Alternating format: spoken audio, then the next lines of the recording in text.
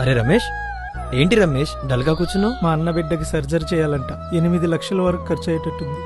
కానీ అంత డబ్బు వాళ్ళు పెట్టుకోలేరు. మన వెంకటన్న దగ్గరికి వెళ్దాం పదరా, అన్న తప్పకుండా మనకు సహాయం చేస్తాడు. అవునా? పోయిన నెలలో 16 కోట్లతో మన పలమనేరులో 100 పడకల ఆసుపత్రి కట్టించాడు. అందులో 6 ఆపరేషన్ థియేటర్లు, ఇంకా చిన్న పిల్లల ప్రత్యేక వార్డ్ కూడా ఉంది. వెంకటన్న అంత ఈజీగా కలుస్తాడా? అరే, నువ్వు అనుకున్నట్టు వెంకటన్న అందరి నాయకుల్లాగా కాదురా. ఎవరికి ఎంత ఆపదొచ్చినా ఏ టైంలో వెళ్ళినా మన వెంకటన్న ఇంటి తలుపులు ఎప్పుడు తెరిచే ఉంటాయిరా.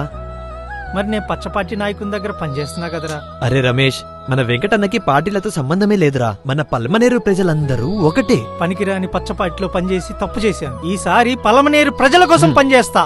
మన వెంకటన్నను ఎమ్మెల్యేగా గెలిపిద్దాం. అన్నా అంటే నేనున్నా అంటాడు. ఆపద వస్తే ఆదుకుంటాడు. మన కష్టంలో తోడుంటాడు మన వెంకటన్న.